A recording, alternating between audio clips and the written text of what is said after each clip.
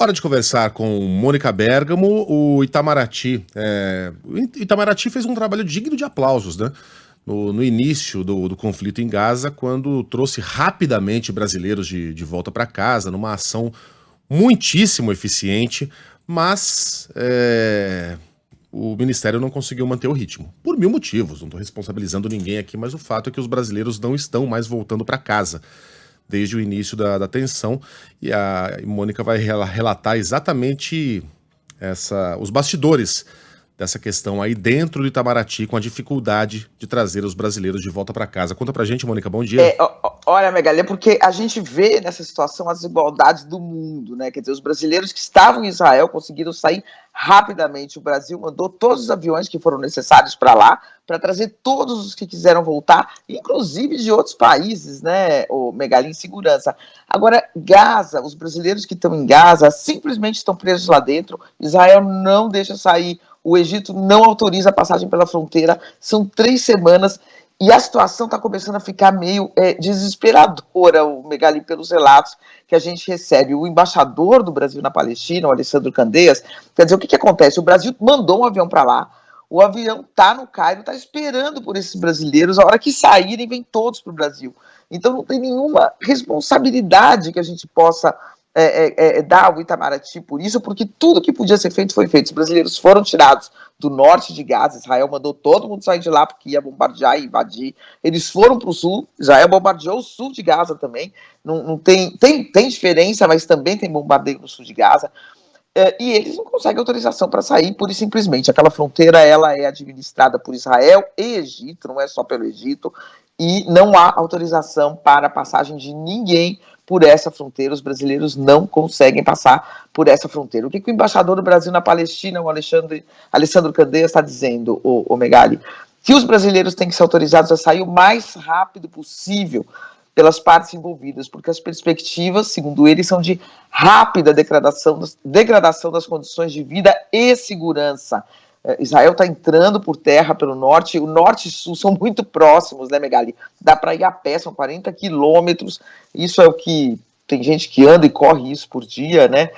Então é muito próximo, então é muito perigoso. Os bombardeios são ininterruptos, são sequenciais, falta comida, falta água, falta medicamento. Os brasileiros já tiveram problema de saúde. Ontem, um dos brasileiros, o Hassan, justamente, que é quem mais comunica com o Brasil, as filhas estavam com problema nos olhos, problemas de respiração. Não tem médico, não tem hospital. O que fez a diplomacia brasileira? Contratou médicos e psicólogos da Cisjordânia para fazerem atendimento à distância.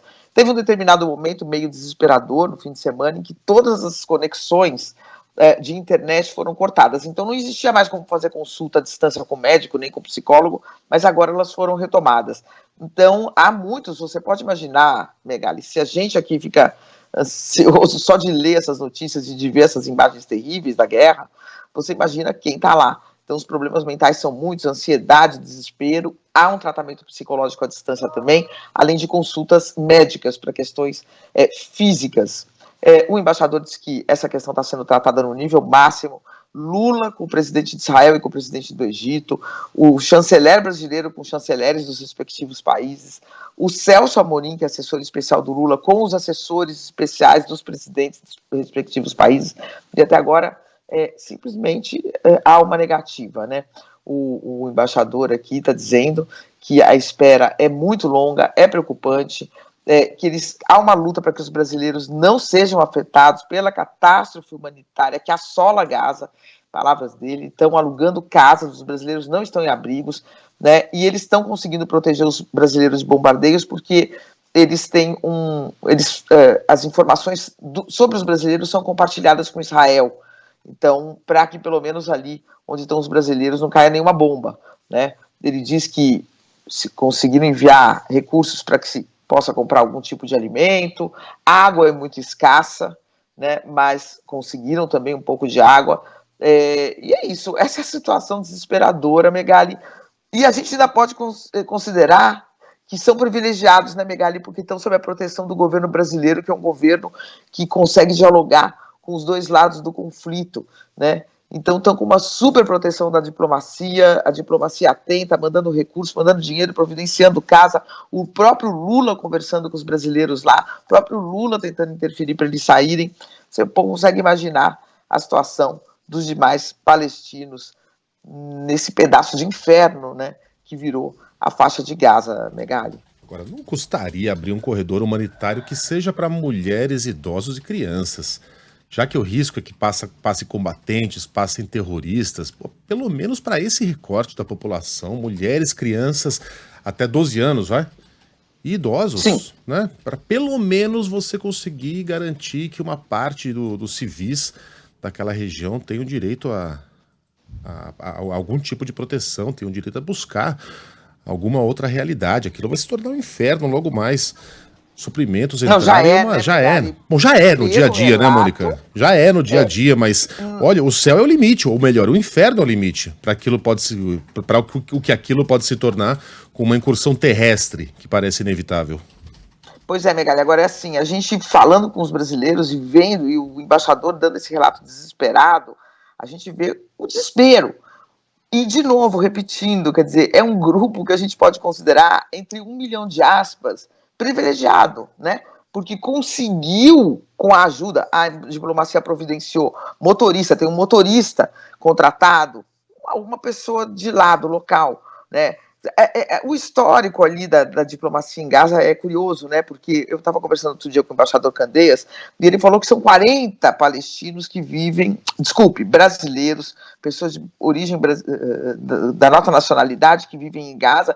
E como são muito poucos, sempre a diplomacia teve muito contato com eles. Então nasce uma criança, como eles não podem sair de Gaza, sequer em tempos de paz, não se pode sair de Gaza sem autorização de Israel, então eles estão presos em Gaza.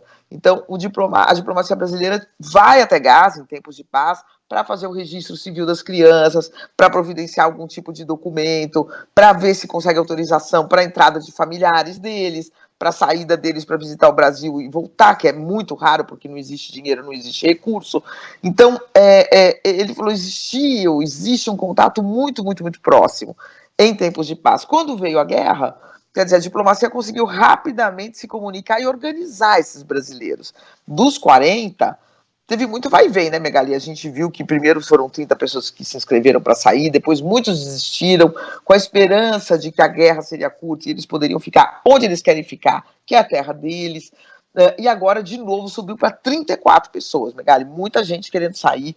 E eles estão desesperados também, pedindo a ajuda do governo brasileiro para trazer mãe. Por exemplo, o Hassan mandou um vídeo que chegou ao Lula, dramático, né? Em que ele fala, quer dizer, ele, a mulher e 2 filhas. E elas são brasileiras, então elas têm o direito de vir para cá, desde que Israel permita a saída delas.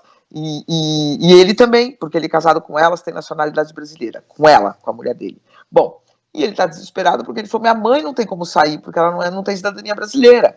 Então ela vai ficar aqui para morrer, e como é que eu vou deixar minha mãe? Né? Eu fico dividido, metade quer sair, metade quer ficar, minhas 2 irmãs.